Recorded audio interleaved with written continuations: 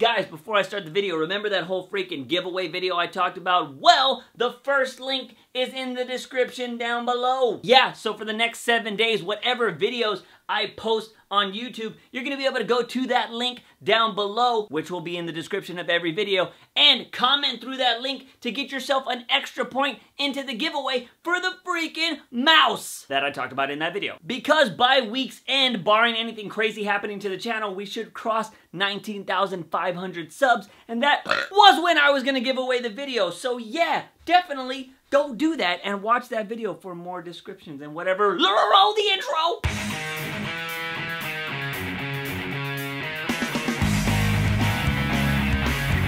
Ravi! Bro.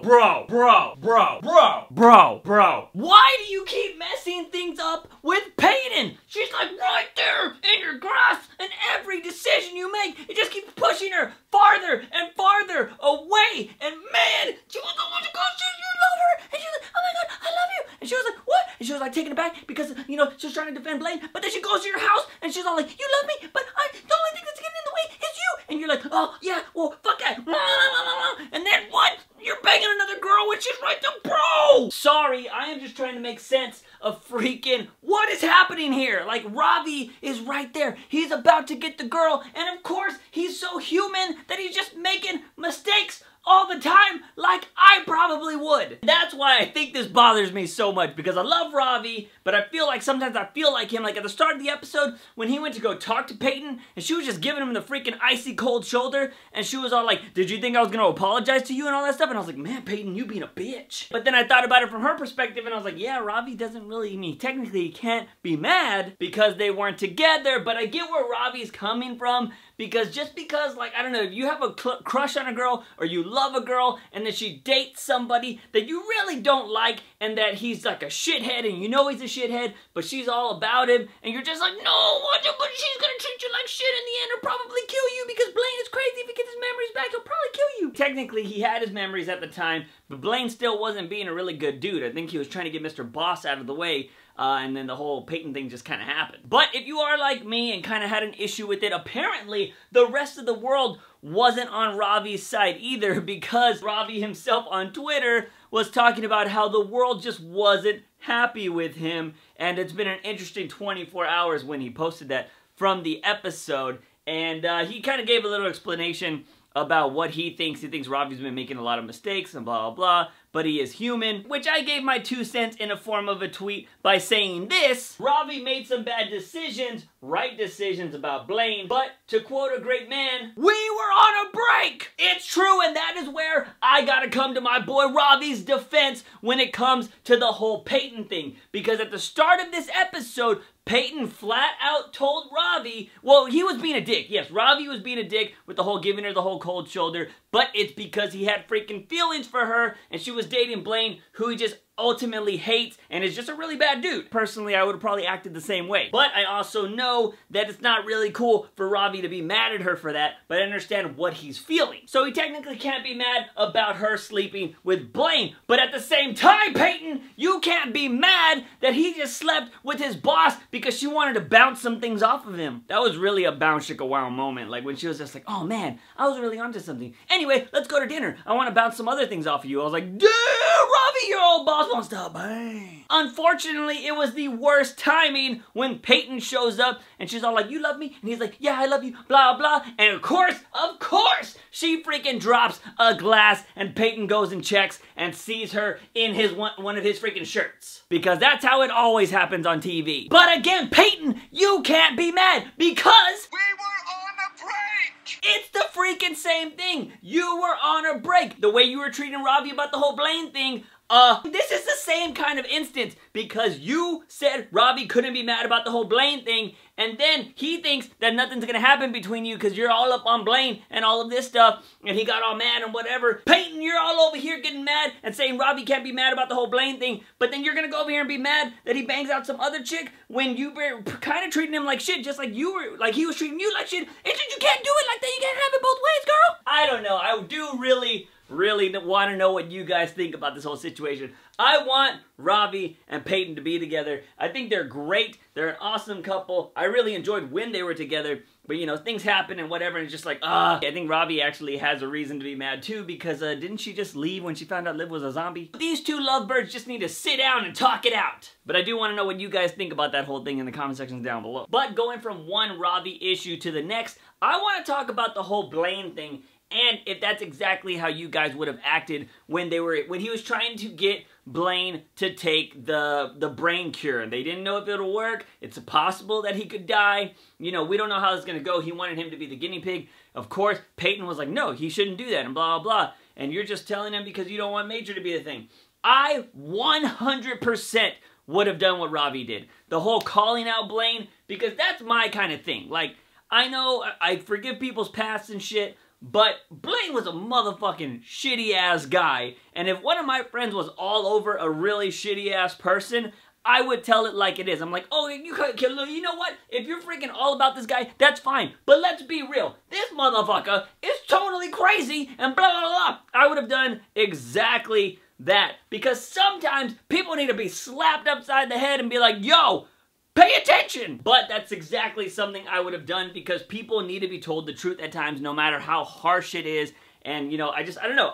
When I saw Ravi do that, I was like, I got you, boy! I got you! That's respect! That's respect! I loved it, and telling it like it is got Blaine to change his mind. Now, if I was Blaine, though, I feel like I probably would have been hesitant, one, to take a drug that could possibly kill me. One of the reasons why I don't do drugs in real life. And two, if people kept telling me I was a really shitty person in the past and I don't remember any of that, and I'm currently doing some nice things, I think I would want to keep doing those nice things instead of being a shitty person. It's kind of like getting a fresh new start. So I can see where both people were coming from, and I think in today's world, that is the most important thing, that you can see both perspectives instead of just choosing one or the other. That's kind of why politics suck, because everybody just picks one side and they don't stay in the damn gray area. Anyways, I thought that was just a really good, interesting part of this episode, was just the whole dynamic with everything going on with Ravi, like, we just got to see so much of Ravi in this episode, and I really enjoyed it. We got to see very vulnerable, we got to see freaking, like,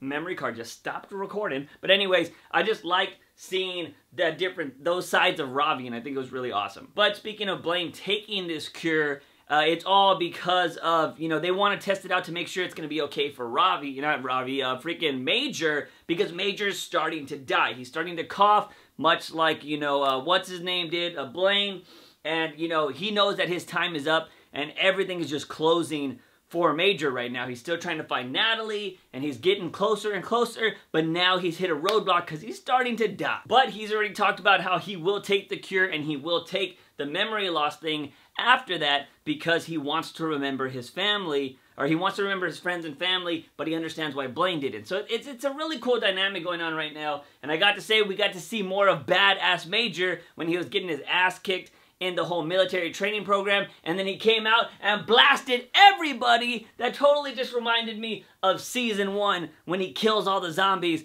The funny thing is, he's killing zombies again this time, but he is a zombie training to kill normies? Either way, it was badass to see Major be a badass again, and it just sucks that he's starting to die. But as you can see, like, he cares for Liv so much. I don't know if you guys felt that way, but when he was hanging out with him and his friend, I forgot the new guy's name, but the one that, you know, wasn't a soldier before the whole zombie outbreak, and they were doing the whole dance thing, that was pretty awesome. I like that whole scene. But I don't know if you saw that little smile that dude was giving Liv. Could that be a love connection soon? I doubt it, because I think Major and Liv are the ones that are going to be, you know, ending up together once he hopefully makes it through everything. But it did seem like when he was bringing out the tray of freaking zombie crackers that, you know, he saw Liv just being happy with, what's his name?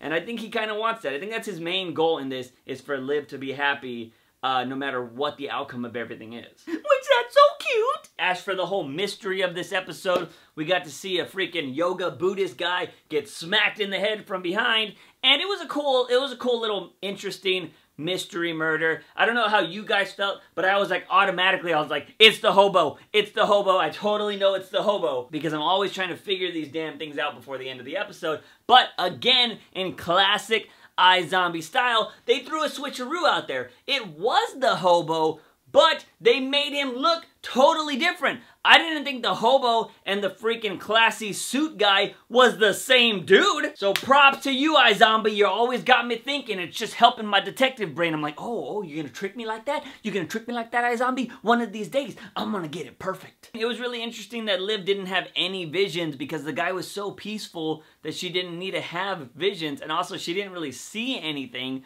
so there's no way. I guess they could have thrown in a vision of him writing the note a long time ago, but they didn't need to. And it's interesting when she doesn't get visions, which I thought was kind of a good, interesting dynamic of this, and they just solved the mystery the way normal detectives would. Also brain tea, or was that brain coffee? Either way, that's a thing now. I don't know if you guys caught it, but at the start of the episode when Liv brings the Chinese food, freaking Ravi and Blaine, I always want to say Blaine, Major, we're playing Dying Light, which is a zombie game where you just go around killing a bunch of zombies. It's pretty fun. If you haven't played that game, it's pretty legit. You just make a shitload of weapons and kill zombies, and I just thought that was funny. A zombie, you know, they're killing zombies when there are 2 zombies in the house. The last thing I want to talk about is the scratching post, which is the whole new business venture between Moby and freaking Blaine's dad. If you guys are wondering why I'm calling him Moby, he just looks like the freaking artist Moby. Anyways, Blaine's dad got his money back from Blaine, which was $32 million,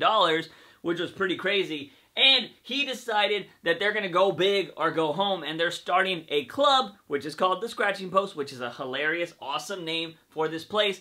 And they're going to make a club only, or a zombie-only club, which is pretty cool. We're going to get away from the whole morgue and like zombie buying business, which the business is still going to be there, but this is a high-end business, which is just so insane that there's high-end zombie businesses. We're gonna literally have a zombie club, which is gonna be crazy. You're gonna have to get in by eating super hot peppers, which is very clever. And apparently, if you got the money, you're gonna be able to get specific type of brains, which is like, oh, I want to know what it is to be a hooker. Go get me a hooker brain. Although, would that really cost you a lot in that business? That's very morbid for me to think that, but really, would it? I'm assuming the high-end brains are going to be like, I want to freaking be an astronaut or Batman or some shit like that. But the one thing I do want to point out with this whole scratching post thing and Moby is we saw at the end that he had to go get the coffees for, you know, freaking the big old dude and Blaine's dad. I have a feeling like Moby, by the end of this season, is going to join up with Blaine again because his dad is just out of control or, you know, something like that. I feel like that is what's going to happen because we saw that at the end. He stops outside in the pouring rain to watch Blaine play music because he notices him. So I have a feeling that by the end of this season, he's going to double-cross Blaine's dad and tell Blaine about it, and Blaine is somehow going to take out his dad again and maybe be the one to keep running the scratching post after everything's all said and done. Because, you know, I feel like Blaine might go back to being bad Blaine. Who knows? So that is my theory right now. I do want to know what you guys thought about this episode. How are you liking iZombie? Because I know I told a lot of you guys about it, and a lot of you have just been tweeting at me and being like, I just marathoned the show. This is freaking awesome. Can't wait for you to cover it. So hopefully you guys are enjoying this show as much as I do. I freaking love this show. But let me know your thoughts in the comment sections down below. Guys and gals, if you like this video, give it a thumbs up and share it with all your iZombie buddies. Don't forget to hit that subscribe button for all things nerdy and geeky on this channel. As always, I am your host, JUICEbox. Remember, when you wake up in the morning, ask yourself something. Have I had my daily dose of juice? See you guys next time. Bye!